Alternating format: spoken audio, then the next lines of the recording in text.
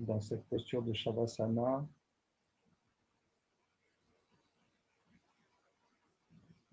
essayez de vous désengager de votre projection vers le monde extérieur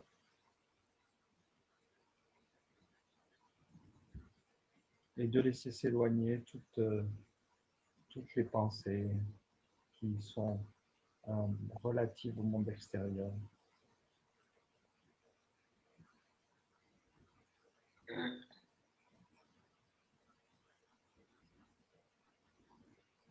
Emmenez votre attention vers vous-même.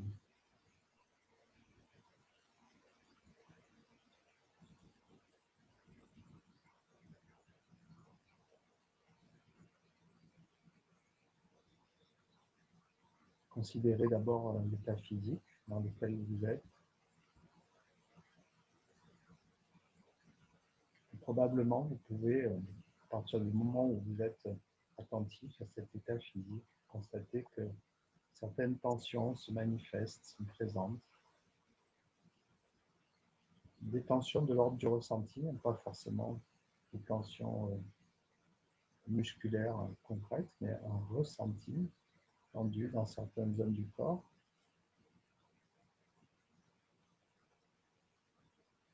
Dans le yoga, on considère que simplement l'énergie est bloquée quand certaines zones du corps sont ressenties comme tendues. L'énergie, le prana, lorsqu'il circule, et sa vocation est de circuler, évidemment, se transformer, procure une sensation agréable, de vitalité, de force, de chaleur, de calme aussi, mais en aucun cas de tension. Donc s'il y a une tension, d'une façon ou d'une autre, c'est qu'il n'y a pas une circulation du prana convenable.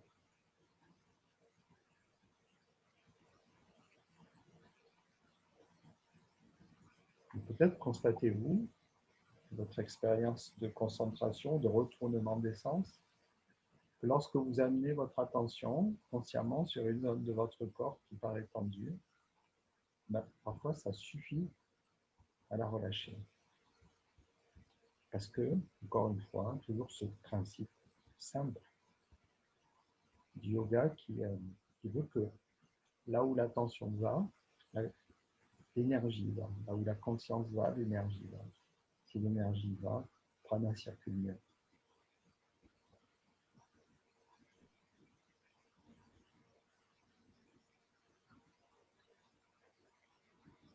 Donc, si on extrapole ce principe, ça peut aller très loin. Être connecté à son corps, être conscient de son corps, vivre en conscience de son corps, peut déjà participer au maintien de la bonne santé physique.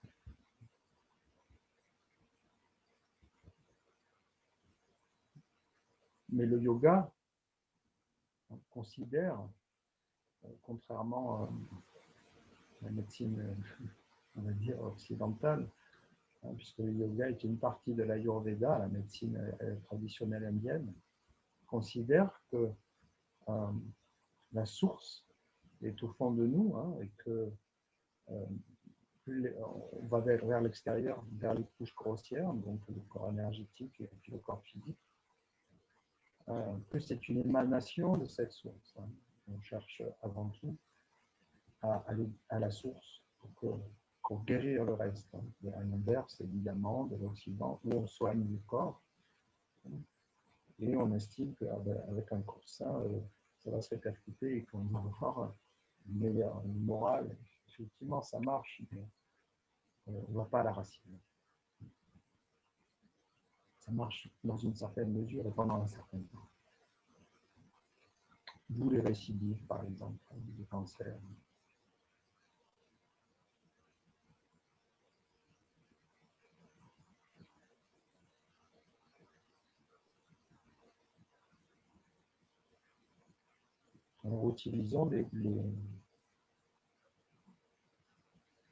utilisons le potentiel qui est à notre portée, l'énergie qui est présente en nous.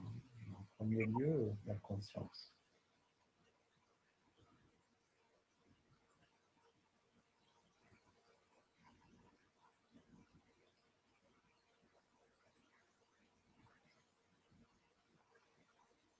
Lorsqu'on a ramené vraiment cette attention à son corps,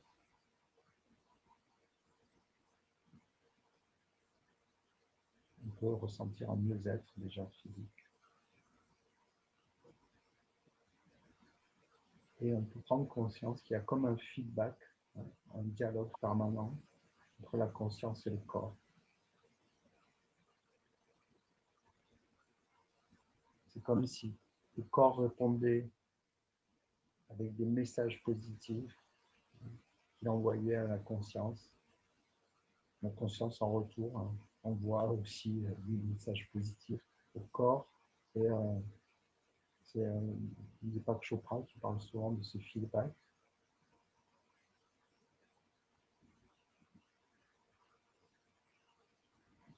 Comme si les différentes couches de l'être bien dialoguer, qu'il y a une circulation entre de messages, pour dire une communication entre les différentes couches, koshas.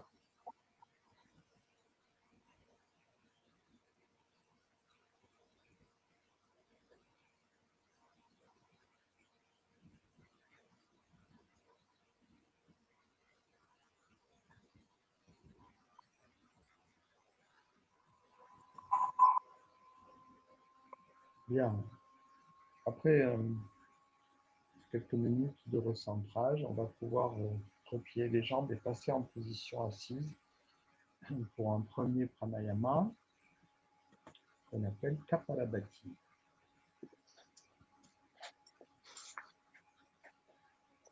Alors, Sylvie et Patrick sont peut-être pas très habitués à Kapalabhati. Je ne vais pas faire un rappel complet sur ce qu'est Kapalabhati, mais il est important de se souvenir que Kapalabhati, c'est un processus en pranayama. Dans certaines écoles, ce n'est pas considéré comme pranayama, mais comme kriya, c'est-à-dire faisant partie du kriya yoga, kriya de l'action, et non du hatha yoga. Bon, c'est un débat dans lequel je ne me lancerai pas. Je ne suis pas compétent, puis ça ne m'intéresse pas plus que ça. Mais sachez quand même que vous verrez que pour certains yogis, ce n'est pas un pranayama, c'est un kriya.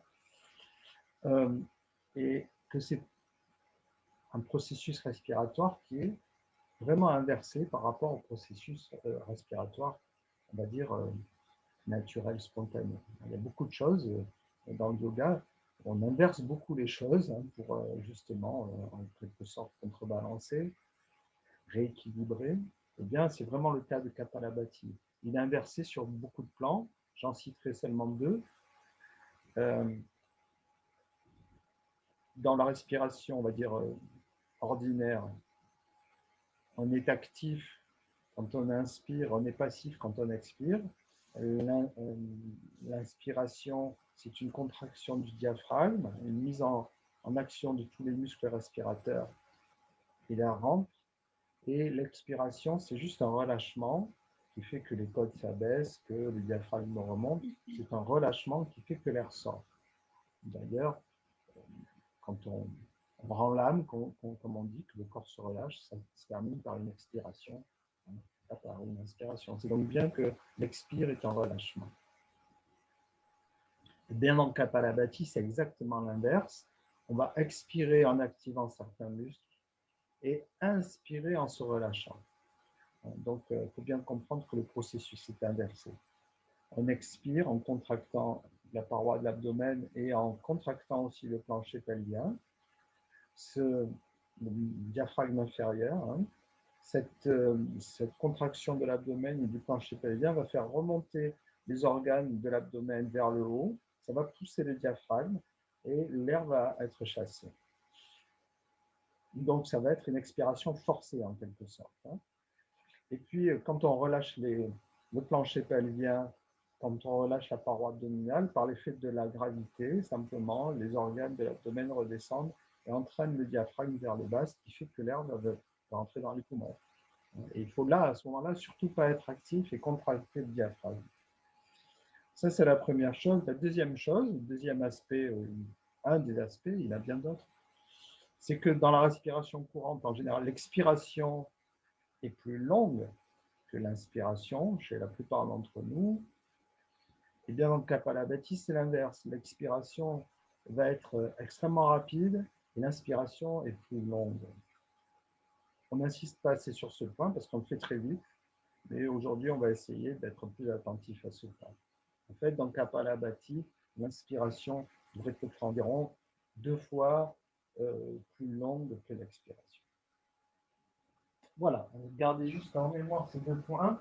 On va se positionner dans la posture du diamant Vajrasana pour faire Kapalabhati. Donc, on va faire 4 séries. Posture du diamant. On est assis sur les talons, les pieds dans l'axe. Le dos droit, le Jalandhara Bandha est placé. La poitrine reste ouverte. Et donc, on contracte le plancher pelvien et l'abdomen pour chasser l'air rapidement et on relâche pour faire entrer l'air plus doucement. Donc, on va accélérer au fur et à mesure, mais je vais commencer lentement pour que vous compreniez bien que l'inspire est plus long que l'expire. Alors, on fait une première série.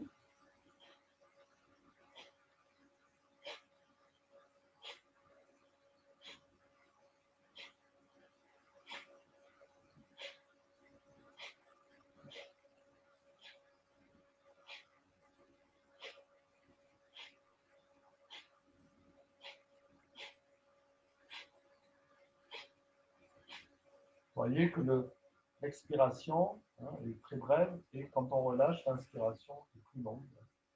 On va faire une deuxième série, accélérer un petit peu.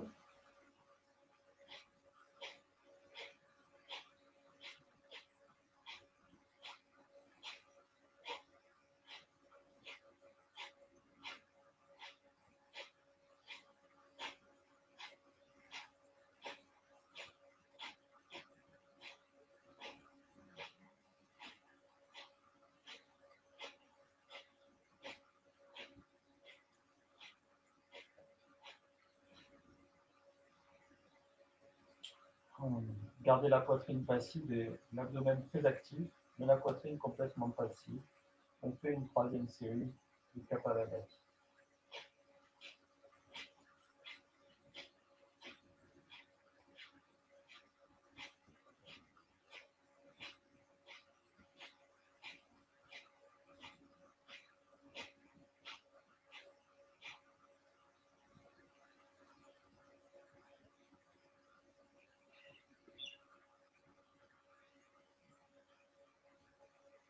On entrecoupe avec des respirations profondes pour reprendre notre souffle déjà, puis détendre l'abdomen et le plancher pelvien.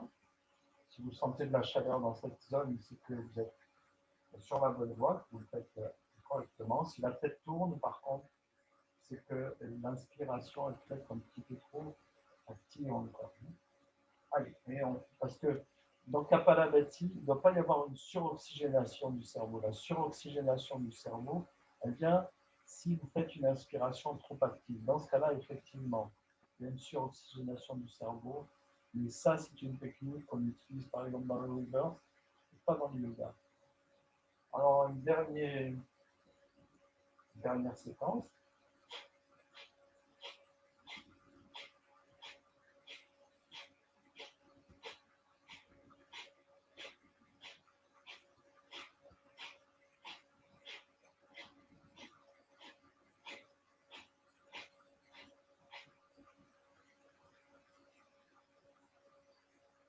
Kapalabhati est aussi, je parle souvent des effets sur l'élimination des graisses, des toxines, mais est aussi efficace sur le pancréas, la vésicule biliaire, le foie. On va passer debout, on va commencer les asanas.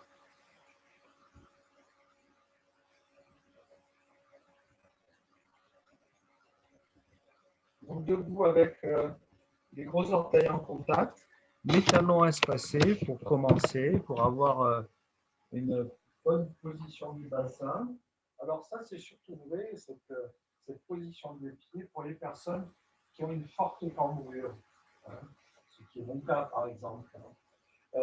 Par contre, pour les personnes qui n'ont pas de cambrure lombaire, ça arrive, hein, surtout chez les hommes, vous pouvez garder les pieds parallèles. Hein, mais si vous avez une forte cambrure, il vaut mieux avoir les pieds vers l'intérieur, ça va avoir tendance à la corriger. On va faire simplement ce mouvement de la parenthèse qui consiste de recaler ma caméra. Inspire, on va juste tourner les pommes de main vers l'extérieur, vers la colonne, vers la zone du cœur, et expire, enrouler notre colonne en croisant les poignets dans le dos. On termine le mouvement en tirant le front bien entre les deux genoux, bien au centre. Inspire, on déroule à nouveau, on ouvre le haut, la cage thoracique. Inspire, on enroule.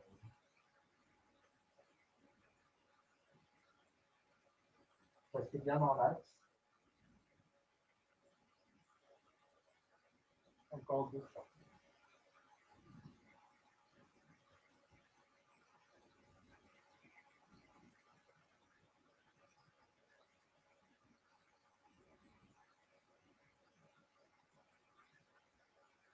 On travaille évidemment avec le jam, avec une respiration complète.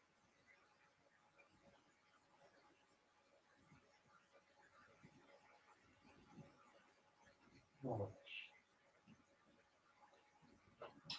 On va ensuite partir les pieds joints. Je vais à nouveau modifier l'angle de la caméra.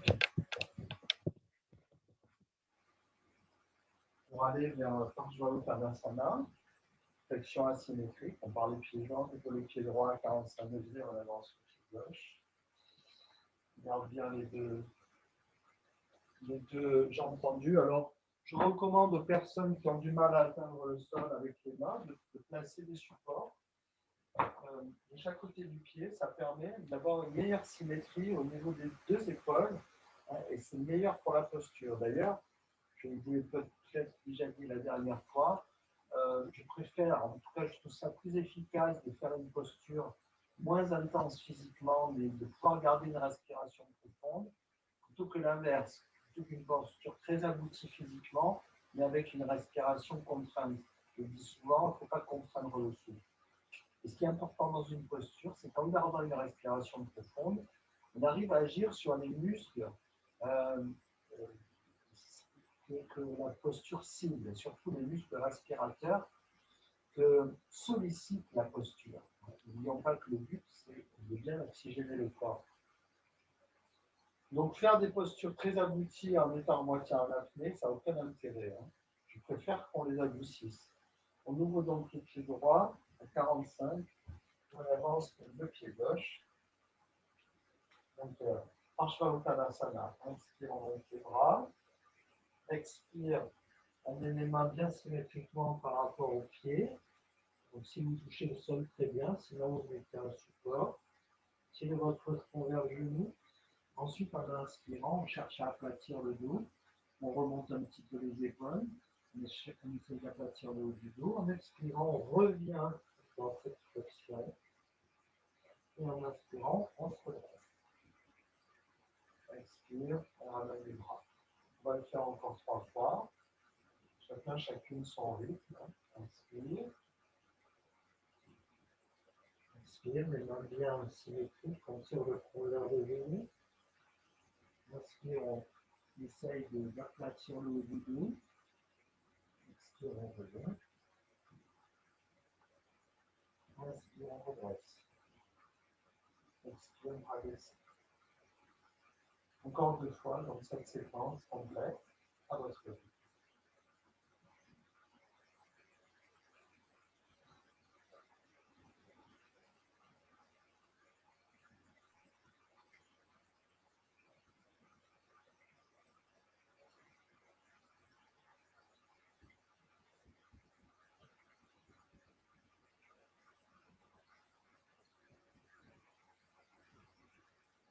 Une 3e fois, je vais un petit peu vous observer.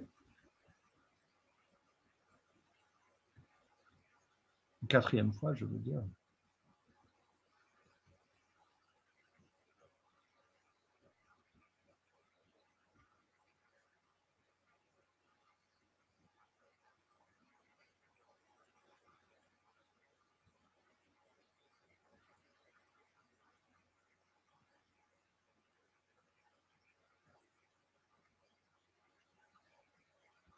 Bien, et puis vous pouvez quitter la posture. Michel et Sylvie, je pense que vous vous êtes trompés. Ou alors votre image est figée. Ah, je crois que Michel et Sylvie ont... Non, oui, ont perdu la connexion. Bon, j'espère qu'ils vont nous rejoindre parce que leur image est figée. On ferme les yeux et on se tourne vers les sensations corporelles maintenant. On peut apprécier différents ressentis, notamment au niveau des articulations coxo-fémorales, de cuisses, genoux, chevilles principalement.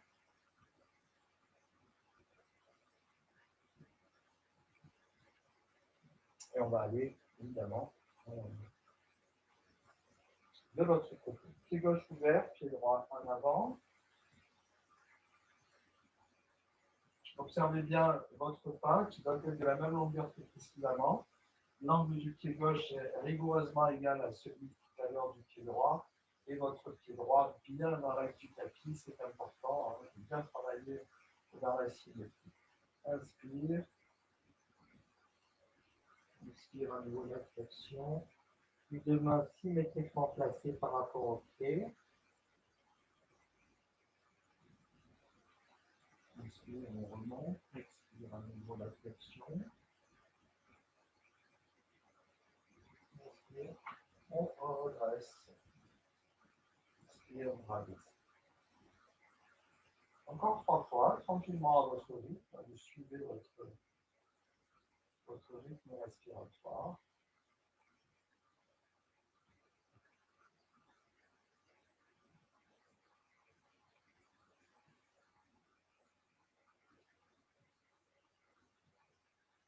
Ne contraignez pas le souffle.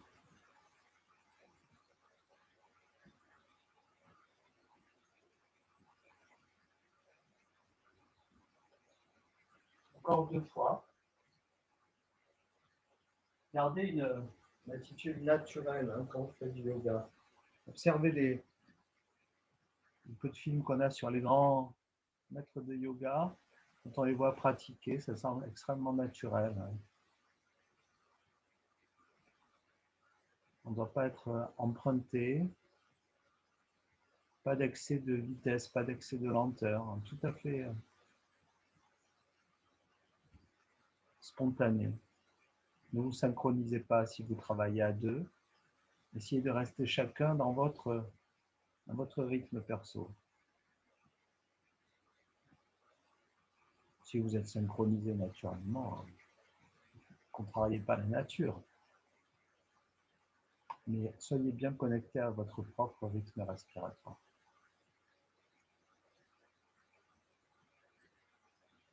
Et vous terminez le cycle que vous êtes en train de faire. Vous pouvez rapprocher les deux pieds.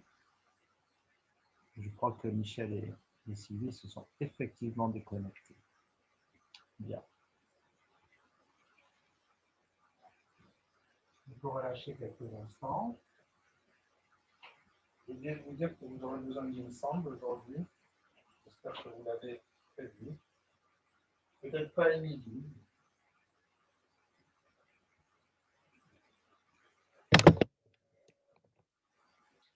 Un nouveau temps d'observation. On va maintenant travailler sur les psoas, la tonification des psoas. On travaille souvent plus l'étirement que la tonification, mais là on va travailler la tonification. Donc vous allez placer les deux pieds en contact hein, pour avoir un bon équilibre. Et fixer un point au sol pour fixer votre attention visuelle. Vous allez placer, on va placer les bras le long du corps, ce sera mieux. Sur une première inspire, on va monter les bras à la verticale. On s'étire et en expirant, on ramène les deux bras par devant et sans plier la jambe droite, on va la monter le plus haut possible sans la plier. En inspirant, on replace le pied en remontant le bras, les bras. Sur l'expire suivante, on équilibre sur le pied droit, on monte la jambe gauche le plus haut possible sans la plier. Et à l'inspire, on replace le pied, on replace les bras. Et on va le faire encore 3 fois de chaque côté. Expire. Et inspire. Tranquillement avec le pied.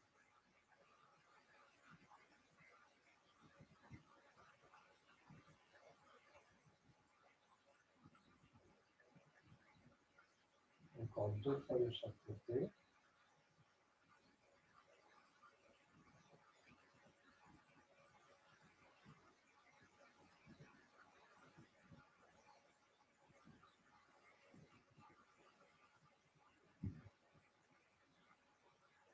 Encore 1 fois de chaque côté.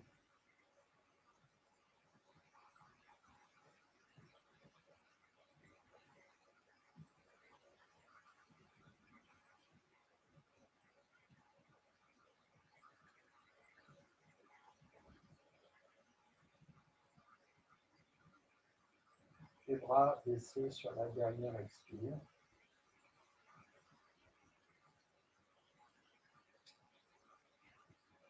Et on va maintenant utiliser, pour la plupart d'entre nous, une sangle. Peut-être que lui pourra faire la posture sans la sangle, je ne sais pas. Alors, c'est une posture où il y a un étirement de jambes et un équilibre. Bon, je préfère vous parler avant parce que quand je suis dans la posture, j'ai besoin de me concentrer plutôt que de parler. Donc, le but de la posture, c'est de travailler l'équilibre sur une jambe. Vous allez voir que l'articulation coxo-fémorale travaille énormément. On essaye de redresser la colonne quand on inspire, donc de se mettre droit tout simplement. De redresser la colonne, on doit garder les épaules de face. Quand on expire, juste essayer de maintenir le redressement, de ne pas céder à l'arrondissement de la coupe. C'est une posture d'équilibre. Vous préparez votre sangle dans la main droite d'abord. Et en expirant, on plie la jambe droite et on passe, on attrape le pied directement. Ensuite, on place la main gauche sur la hanche. Et en inspirant, on étire la jambe donc face à nous, de face. On doit garder les 2 épaules de face. Voilà, on fait 6 à 8 respirations dans la posture. On essaye de, bien se redresser sur l'inspire. Et quand on expire, gardez ce redressement. Gardez bien les épaules de face. Appuyez-vous sur un mur ou sur un meuble si vous avez du mal à trouver l'équilibre. Ce n'est pas un problème.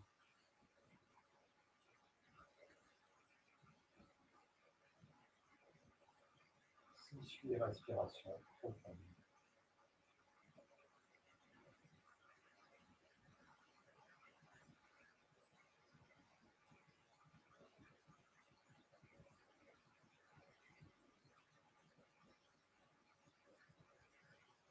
Et puis sur une expire, vous pouvez replier la jambe. Et sur une inspire, posez le pied.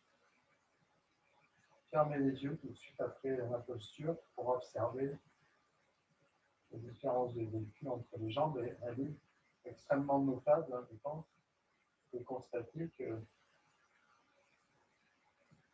l'effet de l'impression de puissance dans les jambes, alors que l'autre, beaucoup moins.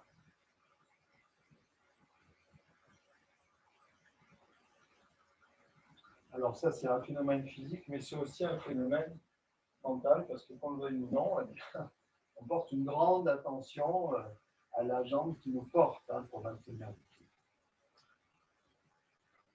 On va faire la posture de l'autre côté maintenant. Donc, on équilibre sur le pied droit si tout va bien. On part les pieds joints.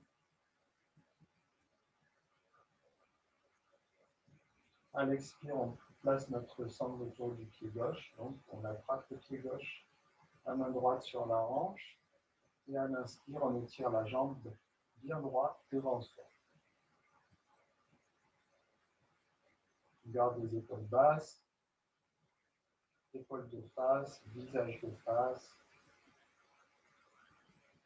On respire profondément dans la posture.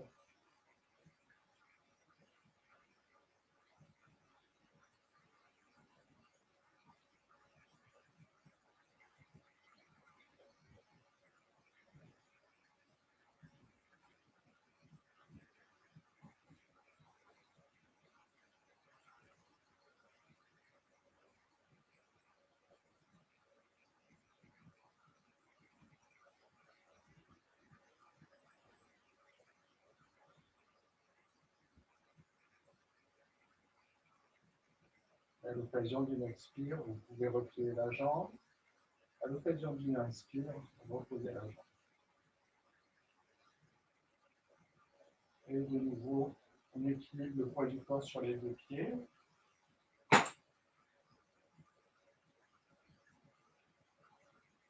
On ne commande pas que la posture ait été, qu'on s'estime performant ou pas. Encore une fois, n'oubliez pas qu'il n'y a pas de notion de performance dans le yoga.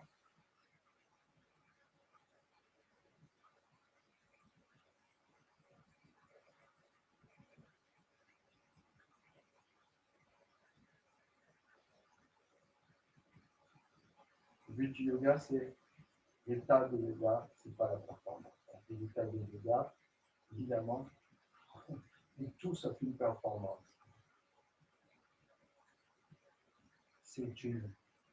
Cette notion de performance étrangère au yoga. La seule performance qu'on puisse avoir dans le yoga, réellement, qu'on pourrait associer à une performance, c'est la continuité, la régularité, l'assiduité. Voilà. Vous êtes performant là-dedans, éventuellement.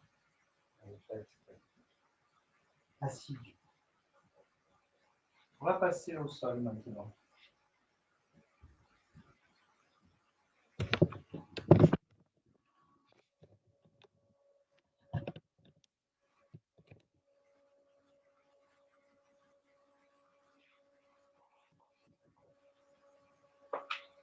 On va faire un mouvement qui va commencer à libérer un petit peu nos hanches. Dans l'inspiration, on va se dresser, on va tourner notre visage vers le ciel en essayant de prendre conscience, de tourner notre attention vers le ciel, conscience de l'espace au-dessus de nous, au-dessus de la terre, et puis en toute humilité. Et puis en expirant, on tourne notre visage vers la terre et conscience de la terre, de ce support, de notre vie. On va alterner donc ces deux, conscience du ciel, conscience de la terre à travers deux postures. La première, inspire, on se dresse sur les genoux, et on ouvre son cœur vers le ciel, le visage vers le ciel, les mains vers le ciel. Expire, on prend la posture de l'enfant et on se tourne vers la tête.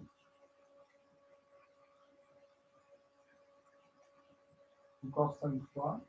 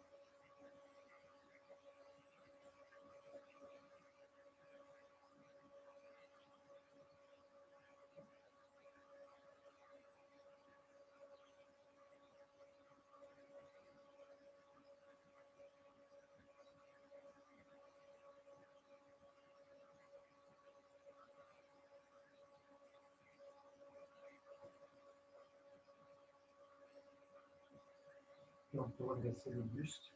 On peut reculer un peu sur votre tapis.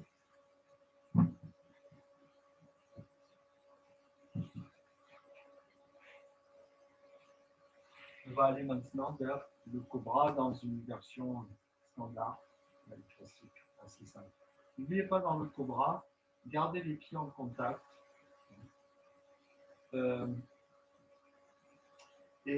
Cherchez l'allongement de l'avant du corps sans casser la nuque. Hein. C'est pas la peine de trop dresser la tête et casser la nuque pour avoir l'impression pour tenir la posture. Il faudrait que la courbure de la colonne soit régulière en fait. Ne redressez pas trop la tête. Et par contre, insistez bien sur le rapprochement des omoplates pour essayer de creuser les dorsales. Donc on va partir directement dresser sur les genoux comme précédemment et les bras vers le haut. En expirant, on reprend l'enfant, mais cette fois avec les mains en avant. Et là, on ne déplace pas nos mains. Et à l'inspire, simplement déplie les jambes. Et on vient poser l'abdomen en pliant les coudes vers l'arrière. Le dos bien redressé. Expire, on revient vers l'enfant.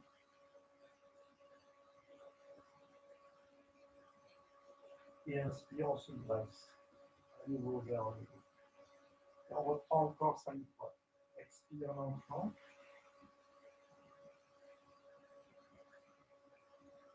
Sans déplacer les mains, inspire le cobra. Expire l'enfant. Et inspire, on se dresse. Encore 4 fois.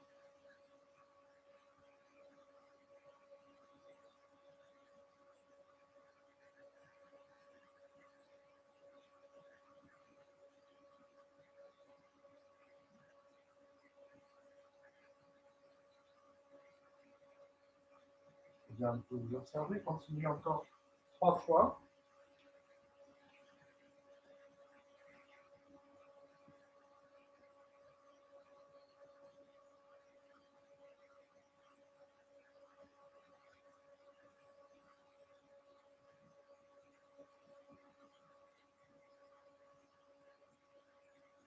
Alors dans le cobra, je vous rappelle que l'abdomen est plaqué au sol. Hein,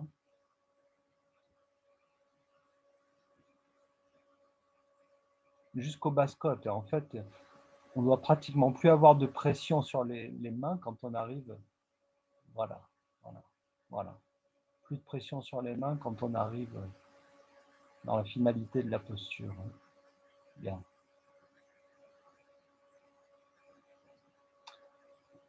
Terminez le mouvement que vous êtes en train de faire et ensuite retrouvez la posture du diamant. Vajradhana.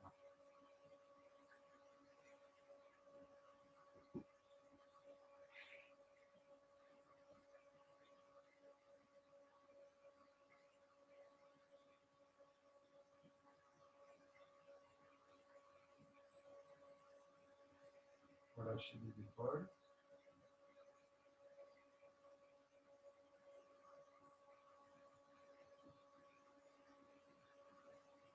D'ailleurs, hein, le cobra, il y a le cobra avec support où on a les mains contre le sol, et puis le cobra sans support où les bras sont entre l'enfant du corps.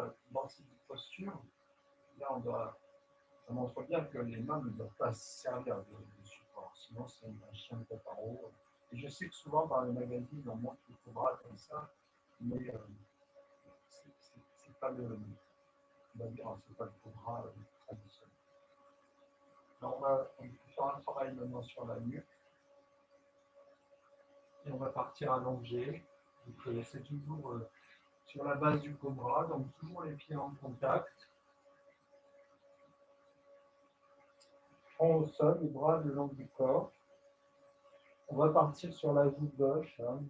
Tête on appuie sur la joue gauche. Et à l'inspire, on va décoller le haut du corps, monter le bras droit, aligner le bras droit avec l'ensemble du corps, soulever le menton. À l'expire, on ramène le bras droit en se posant sur la joue droite. Et à l'inspire suivante, on décolle le haut du corps, on monte le bras gauche. Et à l'expire, on vient se poser sur la joue gauche en ramenant le bras gauche. On continue encore 3 fois de chaque côté. Donc, inspire. Quand on ramène le bras droit, on se pose sur la joue droite.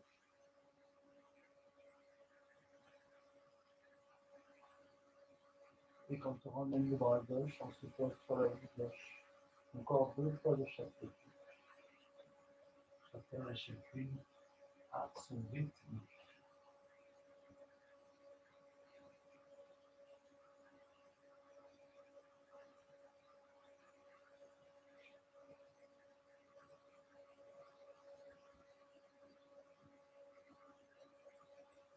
Travaillez les paupières closes, hein, si vous pouvez.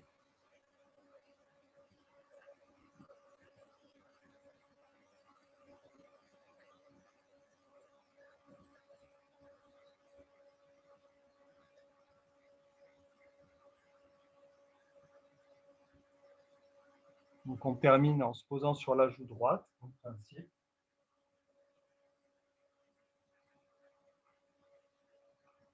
Et ensuite on peut passer sur le dos.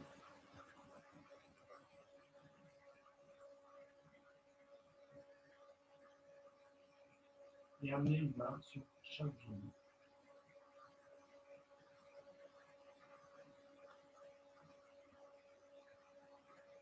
On va faire un mouvement très simple d'Apanasana qui consiste à l'expire à rapprocher les genoux de la poitrine sans écarter les genoux. Plaquer complètement le lombaire, on ramène le menton dans la gorge pour allonger la nuque. À l'inspire, on relâche. Et on ramène l'air vers le bassin, on fait une sensation de l'inspire vers le bassin. À l'expire, on chasse à partir du bassin et on vide complètement jusqu'en haut. Et on inspire, on se prend un souffle qui se remonte de haut en bas. Et à l'expire, de bas en haut.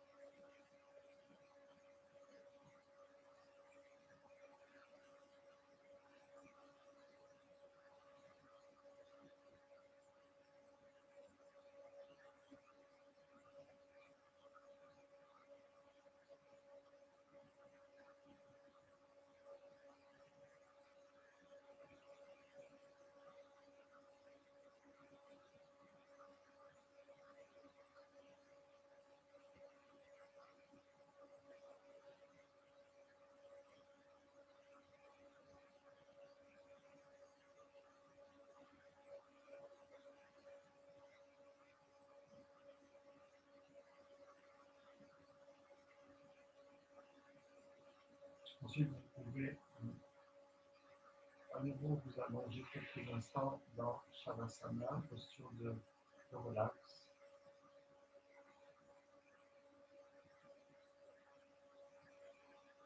De nouveau, restez tourné vers les perceptions intérieures.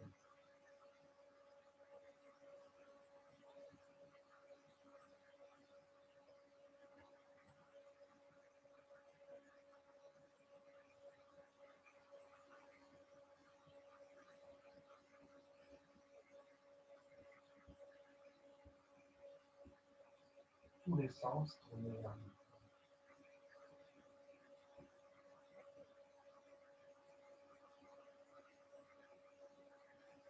Attentif, tout ce que vous éprouvez.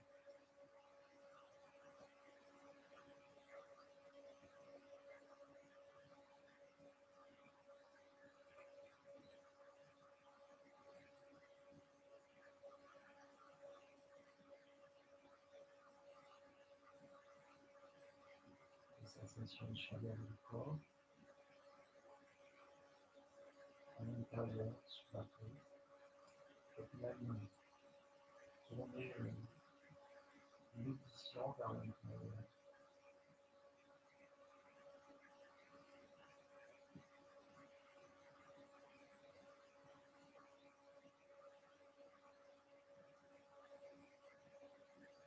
La sensation du toucher, de sentir de façon tactile les battements du cœur.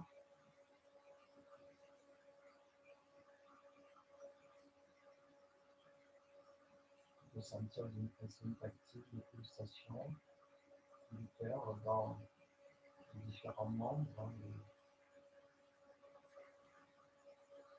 résonances, dans les vaisseaux du battement du cœur. Dans les extrémités, les membres qui sont particulièrement sensibles.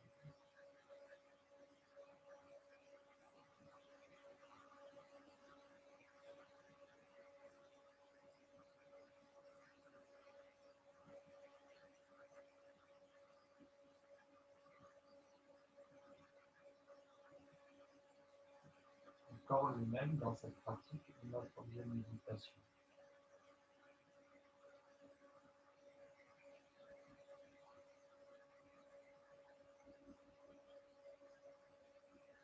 Le corps est tout l'intérieur.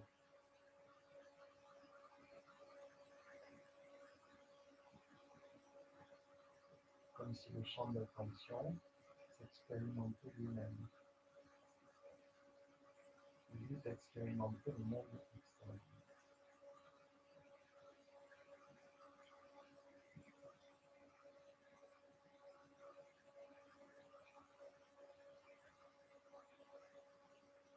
C'est pratyahara, le retournement des sens.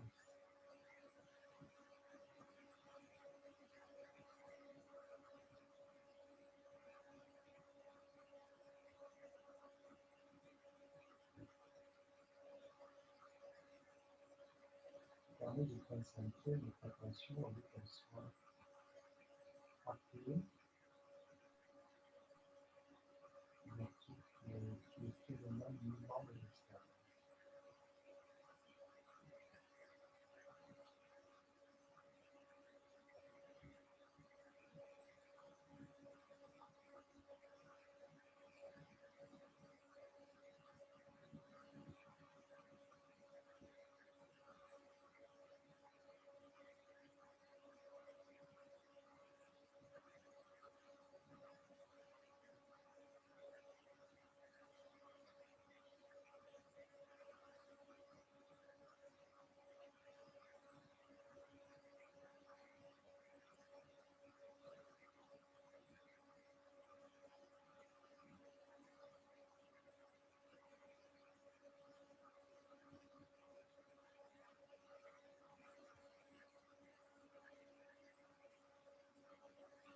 On va pouvoir ensuite, sauf si vous souhaitez rester allongé pour des raisons de douleur lorsque vous êtes assis, vous invite à venir vous asseoir.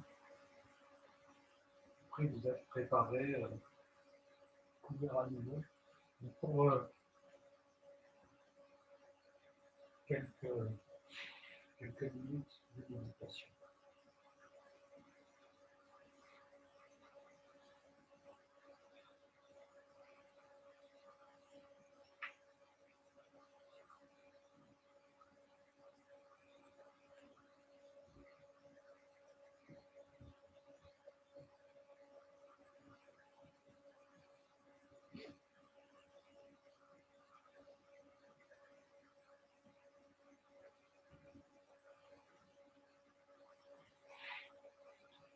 Ce soir, je vous propose de faire une méditation sur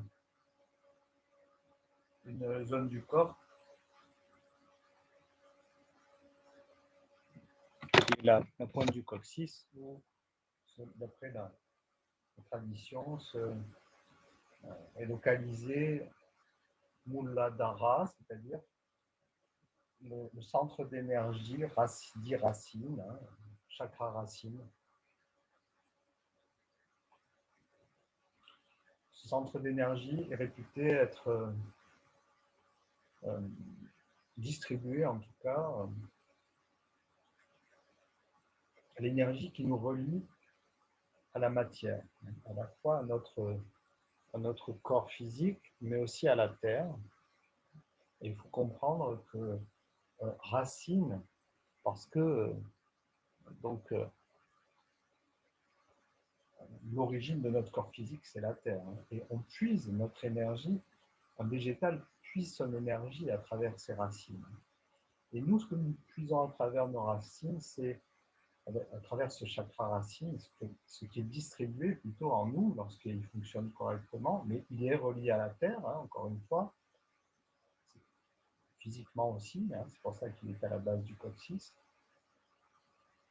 Il distribue en nous une énergie qui va nous procurer un sentiment de puissance, de sécurité, réellement la force de vivre.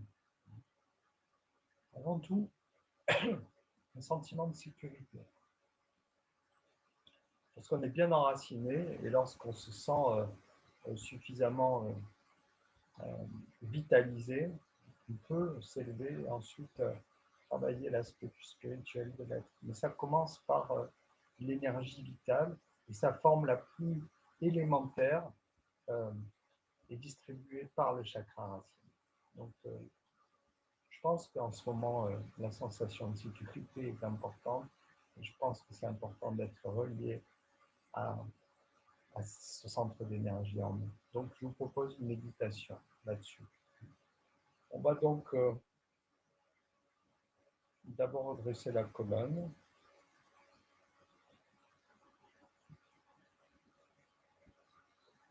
Et à travers quelques respirations, dans un premier temps, en inspirant, étirer le sommet du crâne vers le ciel, c'est-à-dire allonger la colonne, essayer de résorber ses courbures, et en expirant, de visualiser, donc de sentir l'appui de notre bassin sur le sol et de comme se planter, s'enraciner par le coccyx dans le sol, en quelque sorte.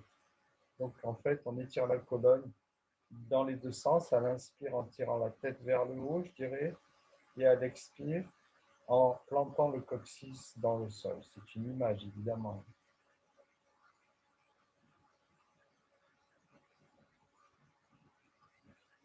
Quelques respirations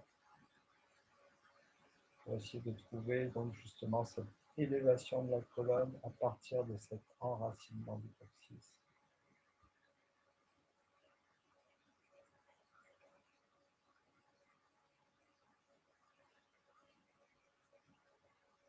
Ensuite, vous pouvez cesser le contrôle du souffle et simplement maintenir votre attention dans cette zone du corps.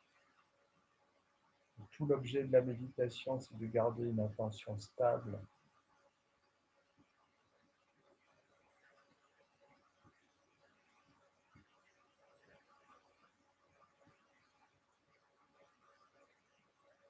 et de revenir tranquillement à cet objet de méditation aussitôt que vous sentez ou vous prenez conscience que votre attention s'est détachée, que votre esprit vagabonde.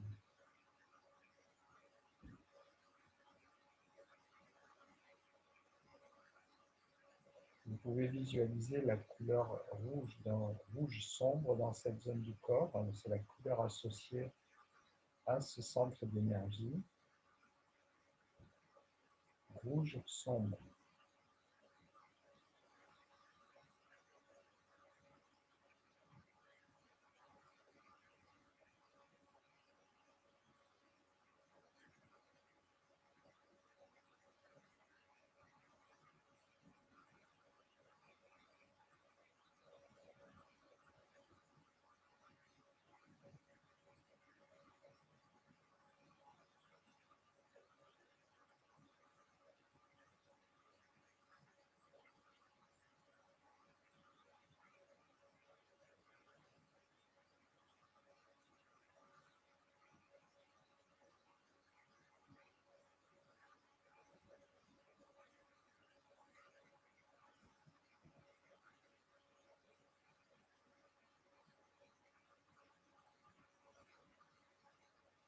Et puis, je vous engage également, sans relâcher cette concentration visuelle et sensorielle, de répéter un mantra associé à ce chakra. Et ce mantra se prononce Om Dakini Namaha.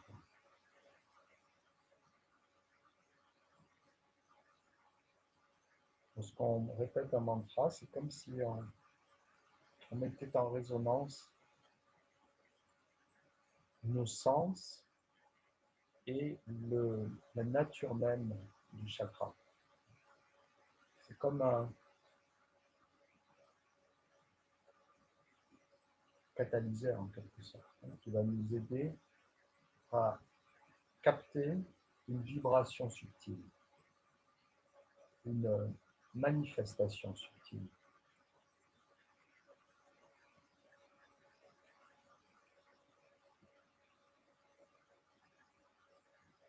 En gardant votre attention tournée vers la base de la colonne et cette visualisation de la couleur rouge sombre, répétez tranquillement Om Dakini Namaha intérieurement, silencieusement pour vous-même.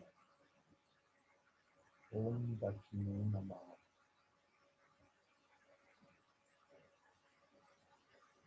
Om Dakini Namaha.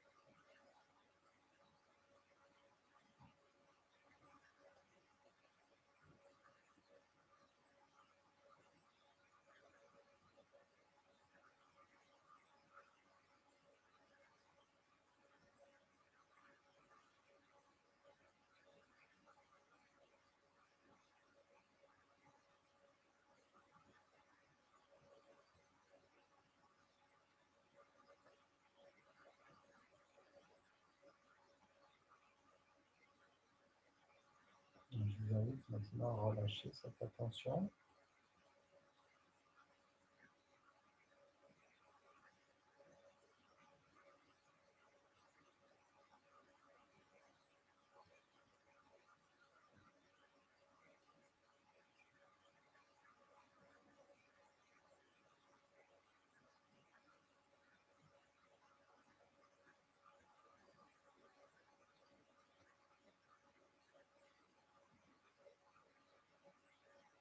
Et avant de quitter la séance, je vous invite à répéter maintenant non pas un mantra, mais une pensée positive. Je ne sais plus quel est le nom de cette pratique de yoga. Je vous propose comme pensée positive la perception de mon énergie vitale me sécurise.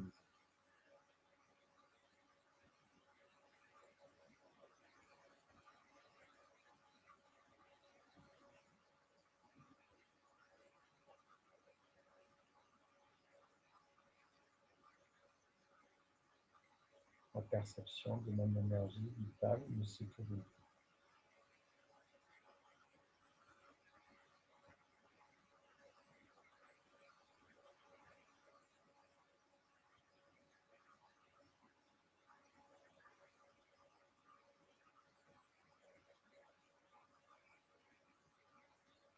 Et si vous êtes bien dans la posture assise, vous pouvez rester en méditation silencieuse. Sinon, vous pouvez vous allonger en Shavasana et juste apprécier la détente et la quiétude en vous.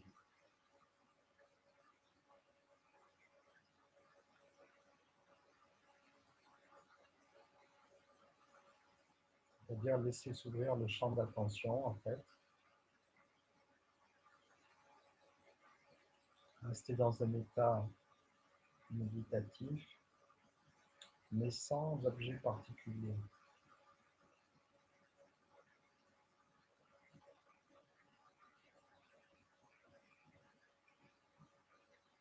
Simplement rester disponible à ce qui est là. Mais dès que vous sentez que votre attention commence à s'égarer, vous pouvez revenir vers un point d'ancrage, comme cette pensée, bhavana, je crois qu'on appelle ça, positive. La perception de mon énergie vitale me sécurise.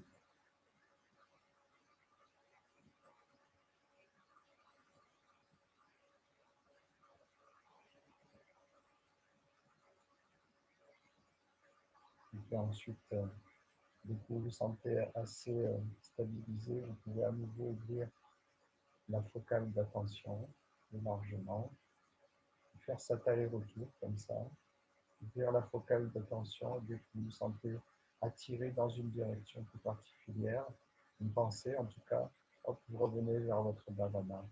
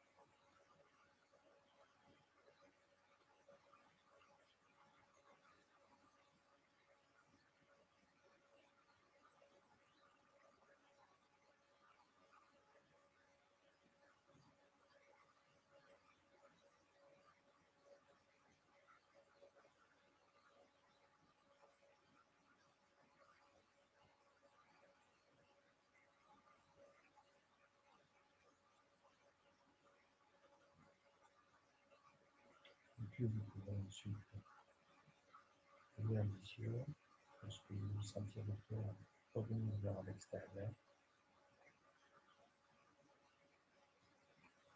Si vous êtes allongé, vous pouvez vous étirer.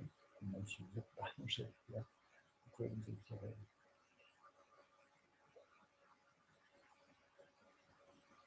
Réveillez doucement le corps.